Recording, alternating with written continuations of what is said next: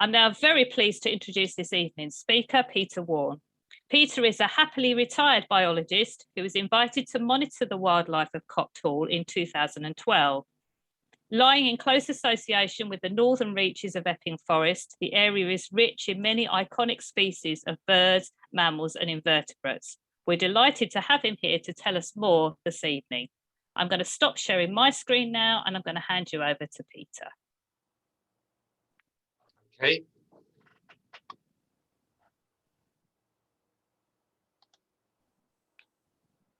I still have your sign up saying this meeting is being recorded. Is that okay? Yeah, if you should have a little something that says okay on it. Can you see it's some sort of, yep, okay, that's great.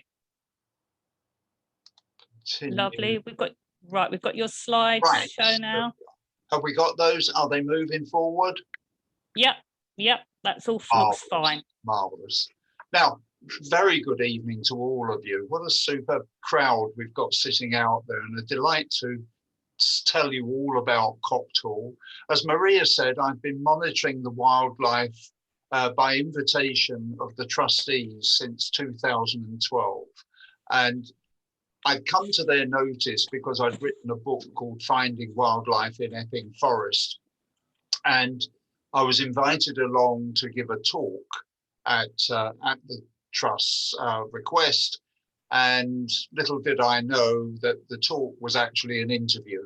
And after the meeting, the president, Alan Cox, came up and gave me this wonderful offer to come and monitor wildlife, because he sees this restoration project as a holistic approach. Everything's involved. He's an architect. He's mainly interested in restoration of this Georgian and Victorian building, which lies just to the south of Epping.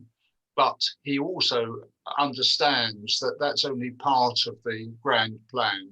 And so there are many other projects within the main project.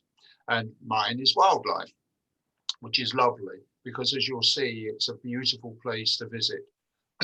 Now, let's just give you a rough idea of where we are, especially for those in America. I'll have to include London is down here somewhere. But this, don't try and read these names here. I'm going to give you a better map in a minute. The significant thing on this map is this blue line across here, which is the London Orbital Ring Road, the M25. And it was in no small measure due to the opening of the M25 that the restoration project of Copt Hall up here started. As more and more traffic entered the area, it is in a low down part of the area. It's deliberately built in a depressed valley, if you like, for the motorway. This was a condition of it being built. But it's still obvious that when you sit there, you can see up onto Copt Hall. And it attracted the eyes of many development people who had various proposals for the site, including a 500 office block, a casino. There would have been major roads built through the forest to get to it, a golf course, and the panic buttons were hit, first of all, by the Corporation of the City of London, who manage Epping Forest. And all this down here, this is just the northern half of Epping Forest. It extends just as far to the south. And I have to say that because I do give talks in the south of Epping Forest, and they always get slightly irritated with me when I only talk about this area, because the southern half of the forest is equally well observed and commented on for its wildlife. Astonishing when you think it's just outside the boundary of London. Anyway, back to this. After a 10-year fight, our president managed to secure the trust to restore this building called Copt Hall, which is, as I mentioned earlier, a mix of Georgian and Victorian architecture. That is in its current incarnation. It was previously a site for a large, very large Tudor building where Henry VIII is reported to have listened to the sound of the cannons on the Thames to signal Anne Boleyn's beheading, although I think there's quite a few people lay claim to that. Also, it was thought that Midsummer Night's Dream with Shakespeare in attendance was first performed in the grounds of Copt Hall. That, of course, is also contested, but those are a couple of the things. It certainly has had a very rich complement of visits from royalty, and certainly when the Tudor building was in existence, it's down now, but the whole wing had to be kept in tip-top condition just in case royalty visited. So this is closer in, and actually what we're going to talk about today. Here's the M25 going through here. And I'm going to start in this area, which is a northern extremity of Epping Forest itself. This area we'll visit second is the Warne, but first of all, we're going to start off in this little woodland area, which is delightfully known as St. Thomas's Quarters. I don't know why, I need to find that out. And then we're going to take a virtual walk across the motorway and visit Copt Hall. Now, first of all, we're going to see a little bit of a video just so that you can see the building and the countryside around.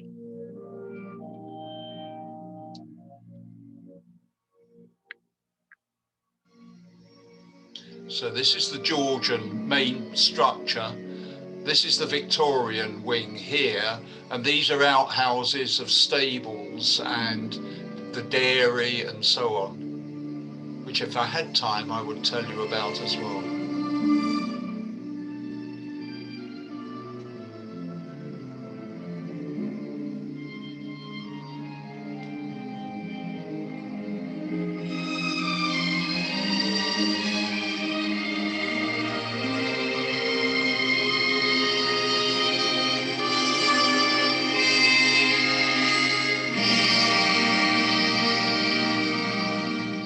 Now, I've deliberately held us on this. This is our 4-acre walled garden. It's one of the largest in the country. And then it's surrounded. Epping Forest is over here and down here, but it's also our gardens extend for another 25 acres in this direction.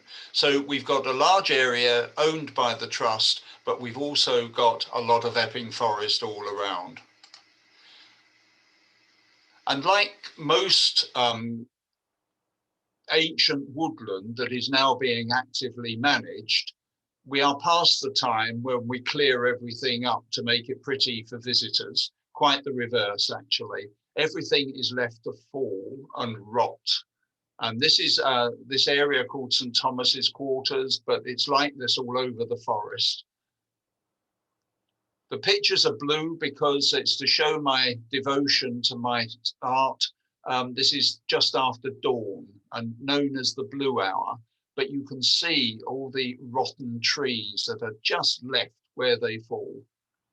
I love this one. I refer to it as the howitzer, one of my favorite little bits of the forest. And once it's fallen, everything starts to move in to start the degradation of the trees and start the enlivenment, the enrichment of the whole of the forest. These are fruiting bodies of slime molds, which along with bacteria and various rusts and so on, are some of the first things to get stuck into the breakdown.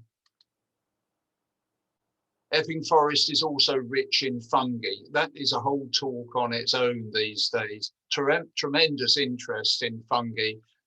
These are shaggy scaly caps, particularly fond of these. And what they're probably doing here is not parasitizing the tree, which is all this round here, but they're actually removing dysfunctional wood.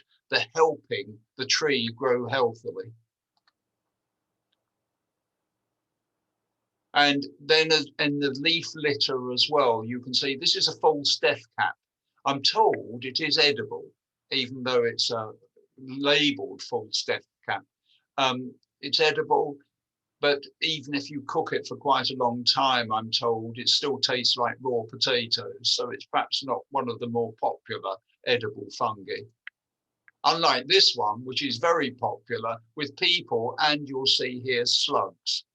And I like to show this picture because slugs are very fond of fungi. And I know several people that have harvested what they thought was going to be their breakfast from the forest, which is against the bylaws, but people still do it, and got home frying up their fungi and a slug crawls out. So a little extra protein for them. And then as the rot continues, other invertebrates start to bore into the holes. Now, this is not actually boring into the hole. This is a devil's coach horse. And what it's looking for is the grubs of another invertebrate. This is a predator. Just one of the things that will start to move up the food chain. And these are beautiful. These are common lizards, and this is a juvenile, which is why he's brown. Mums and dads tend to be paler, but they love rooting about in the rotting trees, again for invertebrates mainly.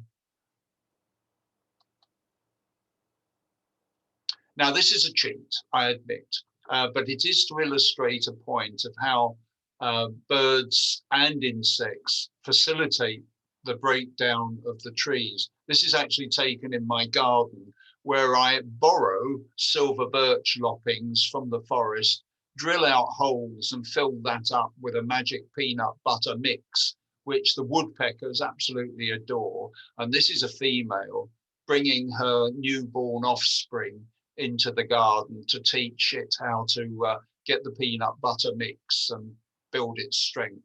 If you look carefully, I don't know if you're about to see this, but like any mum, she's looking very tired around the eyes, whereas he's bright and bushy-tailed. He or she, I can't tell when it's a juvenile. But look at the damage they do down the side of the tree. So imagine that going on in the forest all the time, which it does, and this further contributes to the breakdown of the trees. And then we move up further up. Now, this was taken on the borders. This was filmed on the borders of the fields and the woodland. And you probably recognize what it is already. But in a minute, when you see that striped head, this was a young badger, obviously very, very hungry. And it was just snuffling about and searching again for bugs and beetles in this ditch. But you can see all the leaf litter and all the twigs and so on. This is a beautiful home for it, out in daylight, because he was young, because he was hungry. I stayed with this badger for 30 minutes. I don't get many magical moments like that, but that was certainly one of them. Now, before we leave the woodland, I just must talk about perhaps the most iconic species we have. That's according to taste, but it's the fallow deer. And just at this time of year, the bucks will be coming back for the autumn rut. Now, most of the year, they spend away in bachelor herds and building up their strength for 10 days, where they come and knock 10 bells out of each other. And then they'll go away best of mates again and build up their strength for the next season. That's the life of a fallow deer buck. Meanwhile, the does are left to bring up the young. But these creatures are fairly formidable animals. Last year, because I couldn't go on my usual autumn holiday to South Africa, I was here for the rut. And I have to say that it challenged many of the things I've seen on safari. It really is a very exciting spectacle, as you can see. Difficult to get clean shots in the forest, but these guys really mean it. And the smells and the heat and the grunting that goes on really is very, very exciting. And from all this fighting comes the winners. I suspect this buck here is not actually the one who will mate with these does. I think he's there as a minder, pretty much, because he's still quite young. And you've seen the others, they're formidable creatures.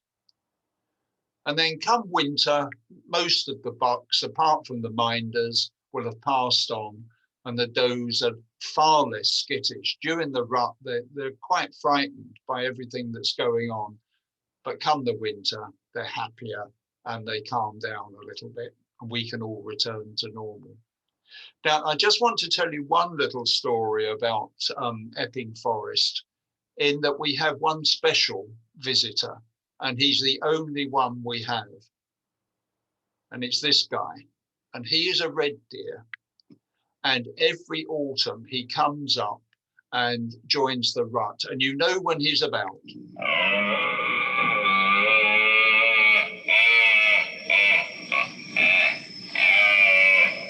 And that, I assure you, echoes all the way around that area of the forest. And his testosterone levels are bursting. He's running about mindless, trying to join the rut. And I always thought the fallow bucks wouldn't take him on, because he is at least twice their size and sometimes bigger, depending on the fallow buck. But last year he was limping. So clearly he had tried to join the rut. They joined in. He's getting a bit old, and they probably recognize that. And so our red deer, I hope to see him again this autumn, but I think he might have to back off from taking on the major fighters. Okay, so we're coming back. So that's in there in the warren, and we've had the fungi in this area, marvelous area for fungi, this. And we're going to walk now over the motorway up to Copt Hall. It doesn't always look like this, I can assure you. As it's very, very windy on this particular face of the building. It really does get quite blowy. But this was a lovely calm day, and so I took the opportunity to take a sunny picture. It looks out over fields, and about 15 years ago, I was amazed to look out. I was actually in Epping Forest and watched two kestrels mobbing a very big bird. Now, prior to this date, I would have had to go to somewhere like the Brecon Beacons or the Lake District to see a buzzard. But now these are frequently seen. In fact, my wife tells me she saw 3 today flying over the gardens. And their call, I spared you the call, but it is a beautiful thing. Excuse me, I just need a bit of a pause for a sip.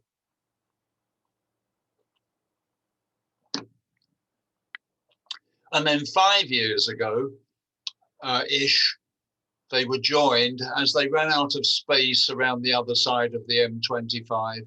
They were joined by these red kites. And this is one mobbing me. I'll tell you the story of why it was mobbing me in just a moment when we get to talk about the brown hares. But beautiful creatures, really stunning. Both those species now nest around Copt Hall. I know where the nest of this one is because they came out and mobbed me. But the buzzards I've not yet found. But truth be told, I don't look terribly hard because I don't want to find it. I've put this curious picture in just to give an illustration of the best time to try and see buzzards and kites. It's when they're cutting the hay. And the reason for that is so many small rodents make their homes in the hay fields, and they're all running out and scattering out, and these large birds just sit up in the trees waiting for a chance to pounce.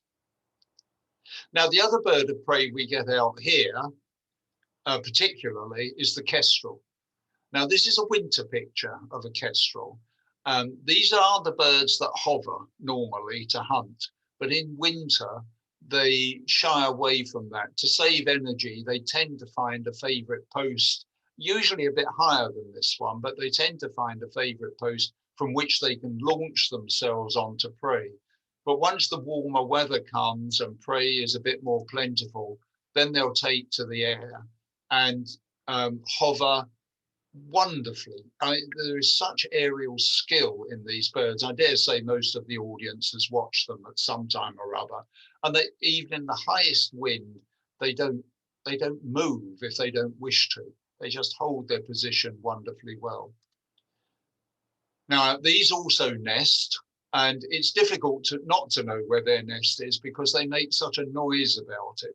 And this was a particularly interesting nest site because jackdaws also wanted it. And I'm very pleased to say that the jackdaws lost the aerial battle. Quite convincingly, actually. The kestrels just saw them off. Wonderful. And they bred. They bred last year and they bred the year before. I haven't heard any young this year, which is a shame, but I suspect that's down to the dreadful wet weather we've had. So there's been a shortage of food for these birds and a shortage of opportunities to catch it because it's been raining so much.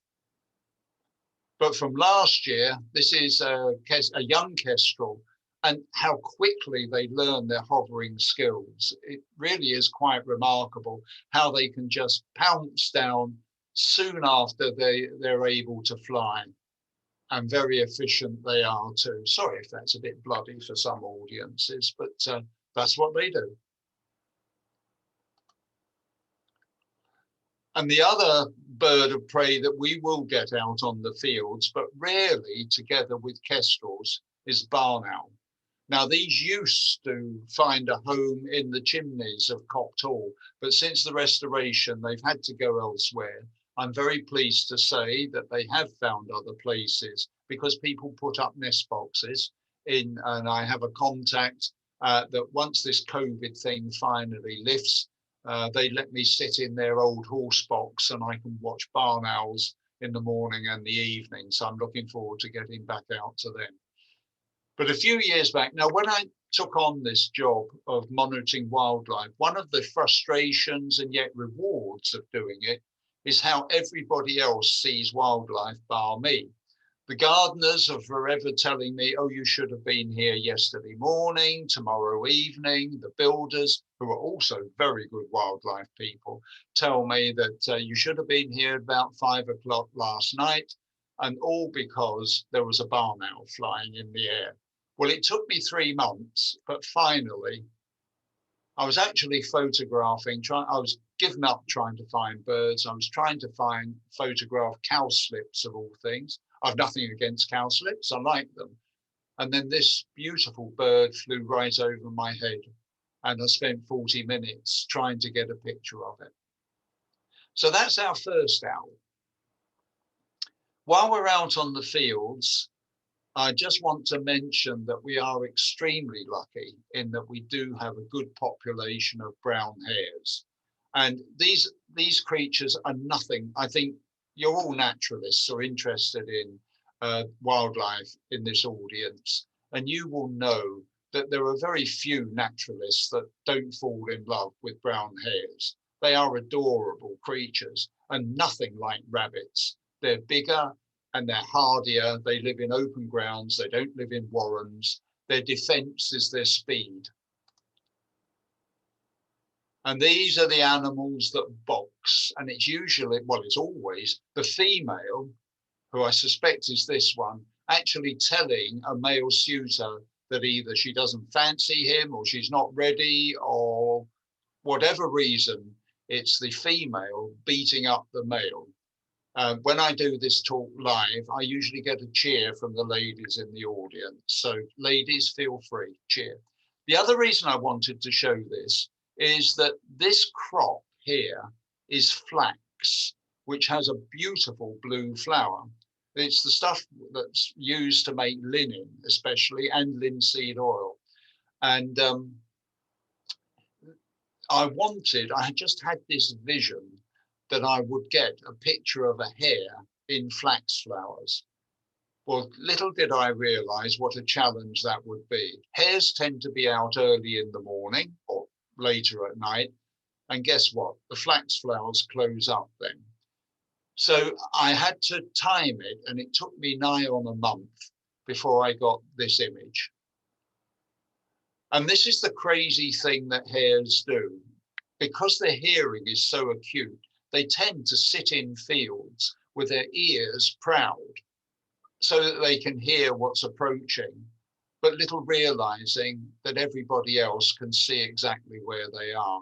And it was while I was hunting for these hares that the kites started bombing me. So you can imagine, I'd not only got flowers that wouldn't open early in the morning, but I'd got kites bombing me.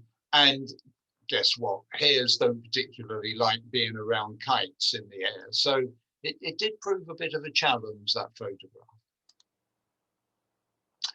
Now, we're going back into the gardens now, and I'm going to take just 20 minutes because I do want to leave you time, or quarter of an hour, leave time for questions. So this is how the house looked when the trust took it over. And these are the gardens stretching down here. Believe it or not, that's 25 acres. I'm not going to go into the individual buildings. We haven't got time. But if you are in the area, for the first time since lockdown, we are having an open day on August bank holiday Sunday. And it will cost you £10 if you're not a friend of the society to get through the gate. And you can buy the tickets on our website, which is much easier actually to Google Copthall Trust and go to it that way. But it's www.copthalltrust, all one word, .org.uk, and you'd all be very welcome. You can buy on the gate, but it may be that you can't get in because it's already booked up with all the tickets.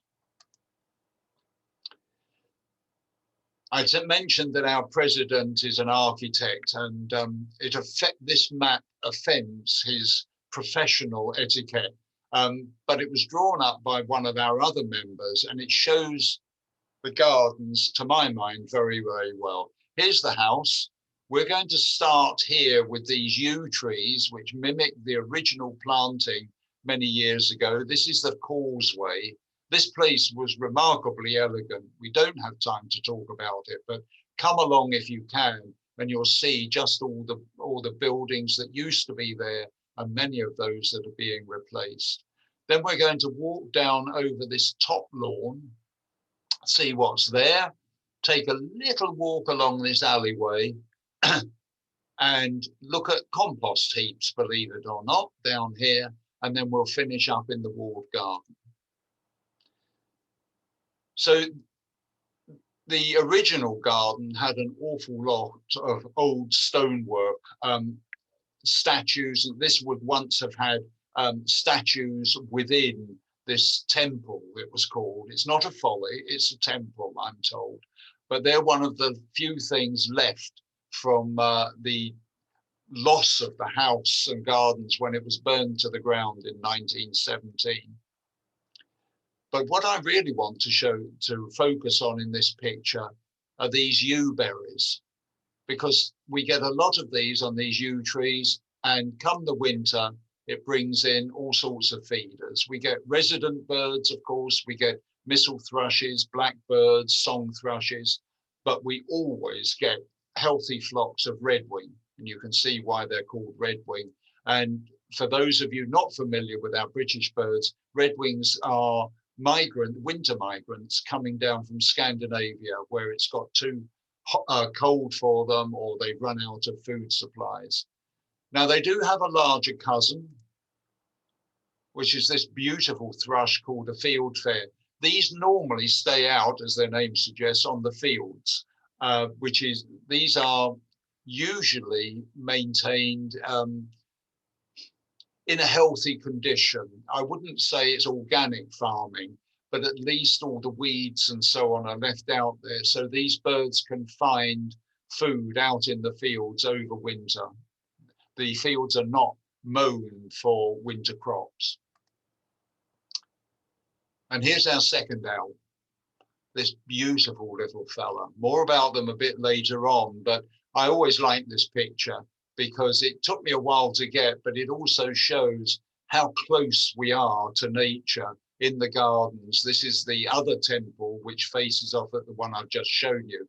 And the owls are often in there. We did put a little owl box inside this, but I'm afraid it just got attacked by woodpeckers after wasps had inhabited it, and the woodpeckers had a field day.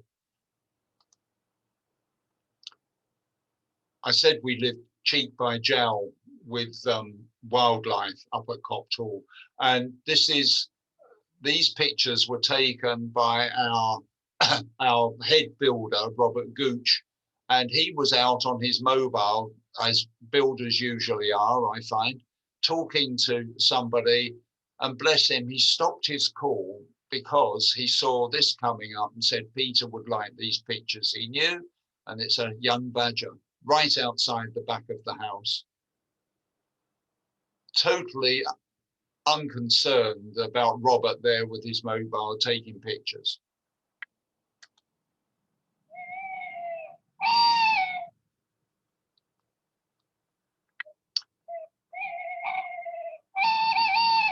This is our third owl, and you will recognize it as a tawny owl. I run night photography courses up at Copt Hall during the winter months, and it's very unusual if we don't hear a tawny owl. But contrary to popular belief, tawny owls also hoot during the day. From about mid-April through to June, we have resident tawny owls, and it took us, I say us, a gardener, one of my gardening chums and me, took us about 18 months to find this bird. It would sound off as regular as clockwork at about 11:30 in the morning and 3:30 in the afternoon. And clearly this is a territorial signal to say, keep clear, this is my patch. But I also mentioned that I do get tip-offs, and some people I just met as they were walking their dogs came one day and they said, Peter, we found you a tawny owl. And this was just a way back into the forest. And I sat out there for a couple of evenings, summer evenings, waiting for this bird to come out, little expecting that it would. And it's one of my favorite pictures ever. Beautiful creatures. I've just come back to this picture because when we do night photography, you never know what's going to come up. I have a group of people up there, and one of the treats is that we all have homemade cake and a hot drink because, for example, this evening was -11 and it was fairly chilly out there. You can see the clear skies, but we had an extra visitor. And this beautiful fox was remarkably tame. He went home very well fed with homemade cake that night. And you could actually stroke him, but he tended to think your fingers were another part of the meal. So it was advisable to keep off it. Right, now we're going to just go down over this top lawn here. We get green woodpeckers breeding on site. This is a juvenile, and I know they've bred this year because I was up at the hall on the evening this time last week, and I saw 5 in the walled garden. So I know the green woodpeckers are breeding. These I haven't seen evidence of this year, but as the next bit of film shows, we do get nuthatches. Again, most people would like a nutty. And there she is, reaming out the last year's nest ready for this year. She'll line that with mud, and they breed very successfully there. And you might think, well, what are you doing filming a nest site? I can assure you that I am very well concealed behind a holly hedge. And there are people walking under this nest all the time as they go about their gardening volunteer business. This is the bothy, which is where the head gardener and probably the gamekeeper would have slept overnight if there was an early function the next day. Now it's home to archaeologists findings because they're excavating the old Tudor building. And also it's where goldcrests and wrens make their nest. But these are the compost bins. Compost bins are very, very popular with small rodents because they're warm. As the compost rots, it gives out warmth, and there's also a physical barrier as well. So we get voles in there, wood mice, shrews, both common. This is a common shrew, but we get pygmy shrews as well. And all that doesn't go unnoticed, because wherever there's something to eat, there's something to eat it. Here we had a sparrowhawk down. I was standing there with a huge lens, and these birds are so alert normally, but it was clearly focused on finding lunch, probably for babies back in the nest. And I just managed to move this huge lens and take 5 photographs, but it just flew off with a no business today, and it was away. Stoats and weasels, we rarely see them. This is a weasel. You're always told that weasels are smaller than stoats, which I don't find terribly helpful if you haven't got a stoat alongside with which to compare. The best trick is to look at the tail. Weasels have this thin, wispy little tail, whereas a stoat's is much fuller with a black tip. Very clear, stands out very well in the field. Right, now we're going to finish up now. I better get a move on. First of all, this is our walled garden again. We're going to go into that. And I'm just going to start along this long border here, which when the trust took the gardens over was just mud, sycamore and brambles. And today it looks like this. And it's one of the main attractions for people when they come on open days. Now, because of COVID, the one lady gardener who does this has not been able to work on the border as much as possible. And it's testament to her skill that it still looks as good as this year. It's absolutely fabulous. It attracts any number of wildlife species, of course, insects. Here's a peacock butterfly, commas, we get painted ladies, we get red admirals, or the whites, various species, a good complement of that.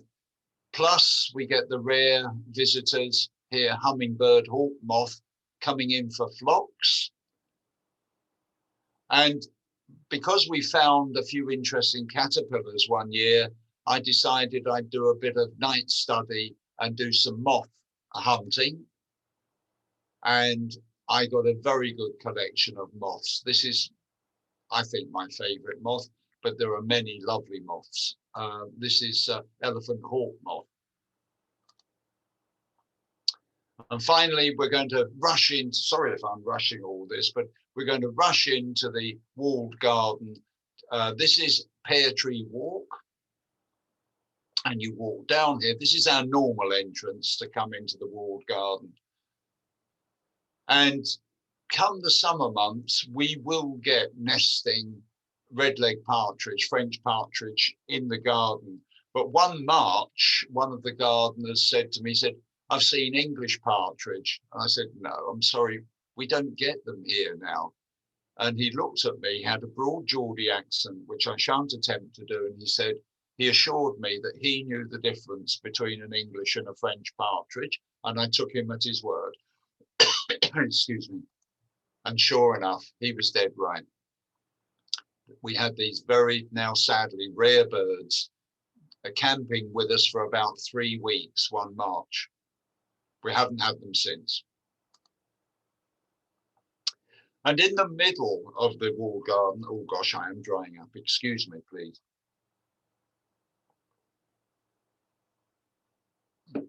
In the middle of the gardens, there is a pond.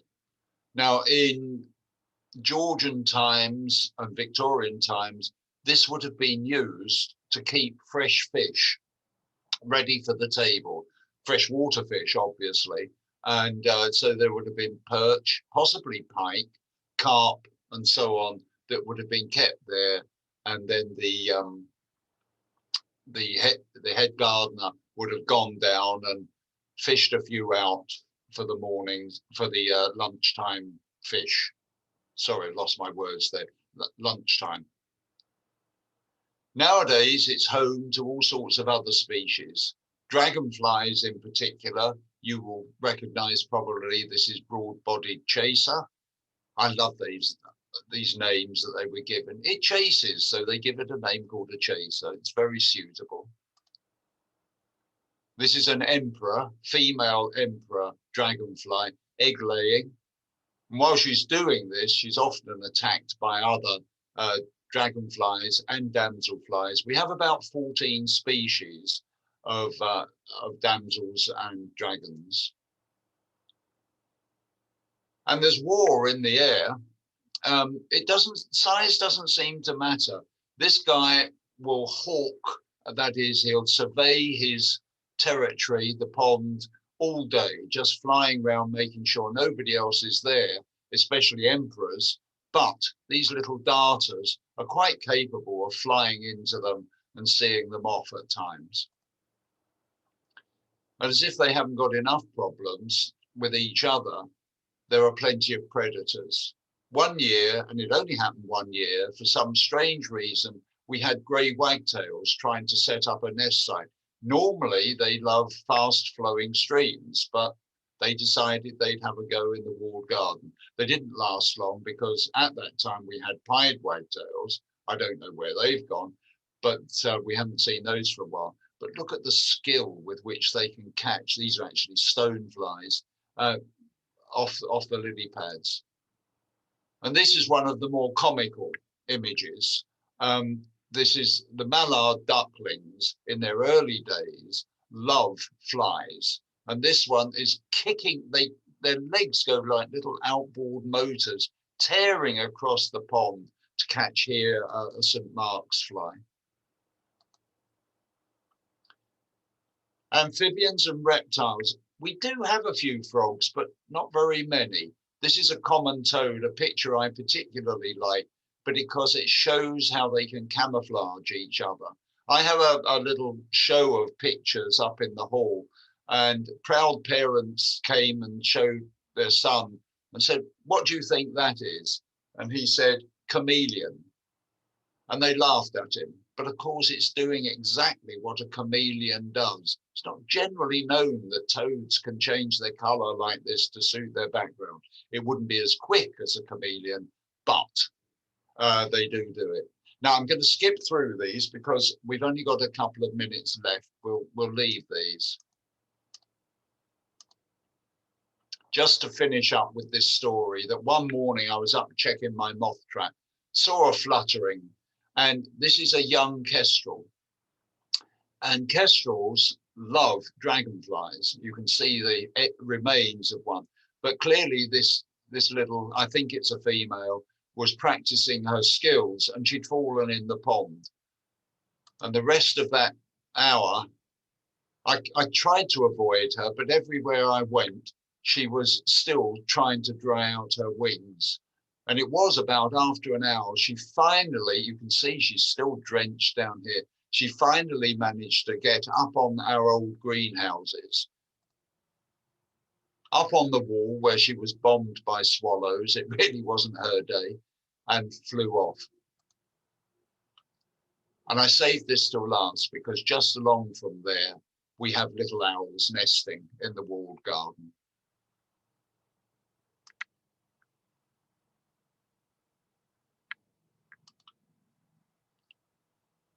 And that really is it.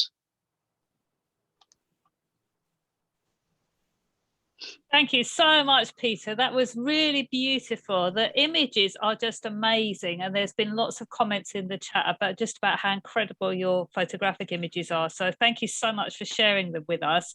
And I think that was a really inspiring, poetic virtual tour of the site that made me immediately want to go out and visit it again. So we've had some comments and questions coming through in the chat. So David, do you want to pick up? I know some people have been actually asking about the photography itself. So do you want to pick up with those first, David? Yeah, so there was I said lots of comments on the project, and yeah, Lauren asked, I think some other people did as well. Can you tell me a little bit about the equipment you use and give a few tips on taking good wildlife photographs? Yeah, that's another talk actually, but because it's a huge subject on taking wildlife pictures. I'm not somebody who sits in a hide and waits for things to come to me. I walk about, and there are certain settings that you can put, or I choose to put my camera on to help me do walkabout photography. And to cover it in just a quick answer would be at worst glib and at best unhelpful. I do use Canon. I use a DSLR, and actually I was out today with a new camera, and I'm trying that out. But it's essentially the same equipment, telephoto zoom lenses by and large. But I have a range of lenses. I will also use macro lenses.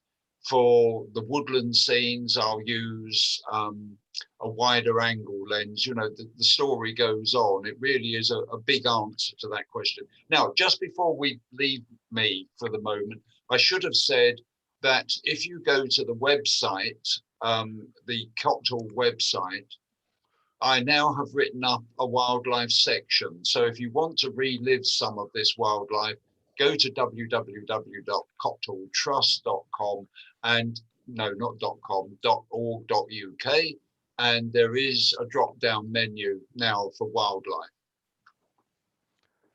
Excellent. I think lots of people will be rushing to that as soon as the talk's over.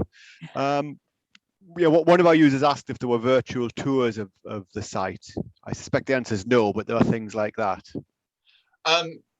If you go on the website, there's a lot more information on there about the history of the site, and we certainly run monthly tours on a Sunday. I think it's the third Sunday of each month. And now that COVID's relaxing just a little bit, those are starting up. We do open gardens days as well, and they're all on the website. They'll tell you when those days are open and people can come along. We will charge an entrance fee to non-members, but I think for an open day, it's about £8. Children come free. And for open day, I think it's £10. Excellent, thanks, Peter. And there's a bit of interest here in your single red deer as to why there would only be one, and why it would try and join a rut with a much smaller species that it presumably can't mate with. Fascinating, isn't it? And I don't know. We don't know where it's come from. The authorities of Epping Forest don't know where it's come from. I did hear an interesting theory, because when I stand by my pictures, one of the great things is I meet all sorts of knowledgeable and fascinating people. And one lady did suggest to me that it had come from Richmond Park and made its way by green lanes across the north of London. And maybe you guys know more about this than I do.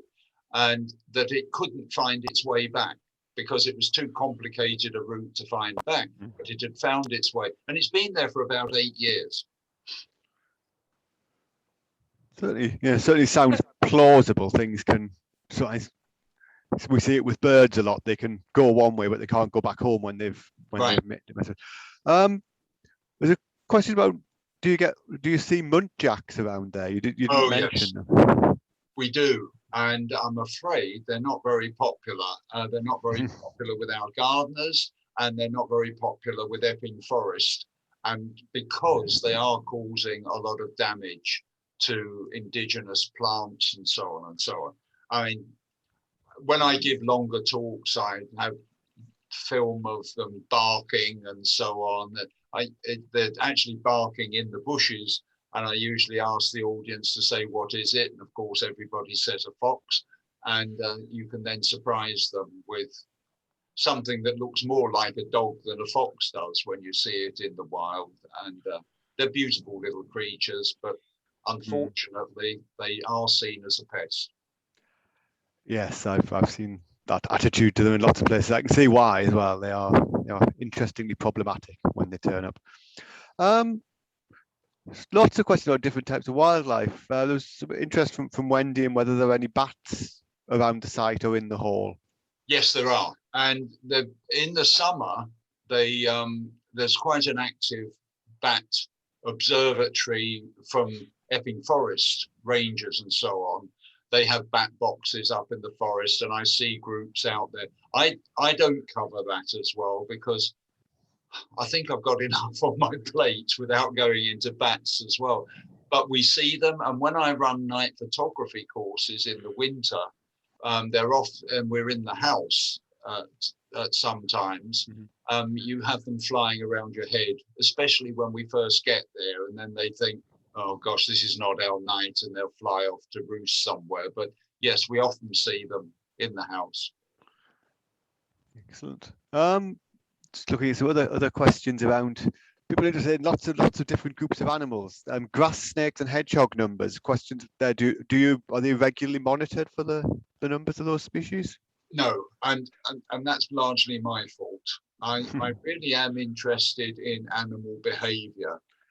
I'm not so interested in counting numbers, and I don't condone that characteristic of me. It's just the way it is. And I can sit for hours watching a dragonfly's behavior around a pond, but don't ask me to tell you how many there were at the end of the day. It's just not what I do. Excellent.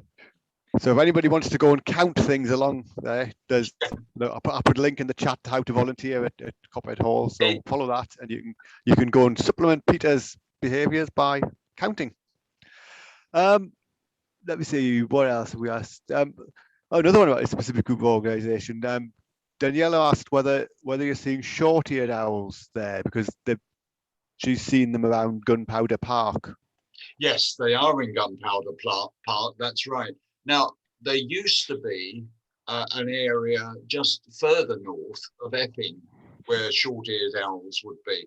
I've not made my way up there, and I don't know if they're still there. As I say, I get lots of tip-offs. Much better areas, Gunpowder Park certainly, but more reliable sites are places like Rainham Marshes. When Howard comes to talk to you in a couple of months' time, I notice, about Rainham Marshes, he'll almost certainly mention short-eared owls. And if you want to see them, that's probably the best place, or further out into Essex.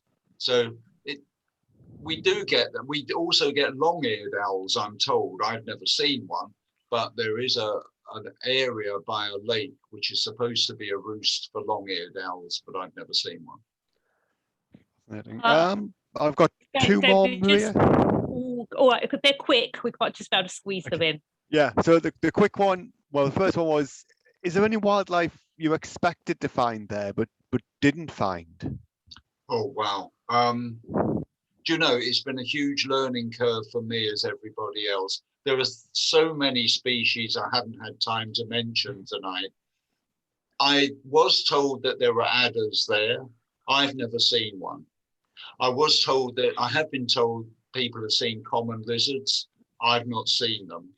So, I can't tell what things I might have found. I certainly see hedgehogs scat more often than I see hedgehogs. It's so many things that you miss out on if you're not there 24 hours a day. Excellent. And then the last, I'll combine a few questions at the last one. There were people interested in things like the night photography courses and whether you run photography courses elsewhere. South Africa. Some people seem keen to go to South Africa with you, Peter. If people are interested in signing up on any of the things you do, how do they get in touch? Well, I haven't been doing it because of COVID. Now, what I don't particularly like is individuals writing into me, because that's always a problem. If you can get a group of 10 together, write to me. Maria's got my email address, which I'm very happy for anybody to have. It was on the title page at the start. It's peter.warne@btinternet.com, so it's not a tough one to know. And if you can get a group of, say, 10 people together, and we'll fix a date, and I'd be very happy to take people up for a night photography evening. Excellent. That sounds great. So we can circulate your, if you don't mind, we can circulate your email and to people who've registered for the talk. And obviously, but if there's a group of you that would like you to think you could get yourselves organised and get together like that, that sounds certainly a really fascinating opportunity. And your photographs are just amazing. So I'm sure anybody would learn a great deal from you. They are incredible. I'm afraid that is all we've got time for this evening. So thank you again to Peter for a really inspiring and enjoyable talk. And I'm looking forward to watching again on the recordings, because we'll see those beautiful photographs again. And as David said, you can have a look on the website as well. We'll make sure we circulate that to everyone who's registered. Please do. Okay, and we'll also let people know, so just a reminder about Sunday the 29th of August, the Copthall Trust Open Day. So please, anybody who's local in the area, you're most welcome to go along to that. So again, it sounds a really great opportunity to actually have a look around this site now you've been introduced to it. Our next talk is going to be on Thursday the 2nd of September, when Stephanie Holt will be talking about the well-known natural historian Gilbert White and his links with London. He's best known for being the parson naturalist of Selborne, but interestingly, he visited London several times, and Stephanie's been investigating his connections with the city and finding out how it influenced his work. So that sounds really intriguing. Do sign up if you'd like to attend. It's another popular talk, but we do have some spaces at the moment. And the other thing that you can do is to see our website for details of all our forthcoming talks, and you can sign up to our mailing list. We've got a talk about brown hares already booked for 2022. So those people who are particularly excited about the hares, do come along, do book yourself a place to that. And there's lots of other nice talks for you to come along to, rest of this year and on into next. So please do sign up for the mailing list. You get basically you get to know straight away. You get to know first of all when we've organised and booked new talks. It's lovely to see you all again. You can unmute yourselves if you'd like to say goodbye, and we'll hope to see you again before too long. Have a very good rest of the evening, and thanks again to Peter for a really great talk. Thank you very much. Thank you, Peter. Thank you. Bye.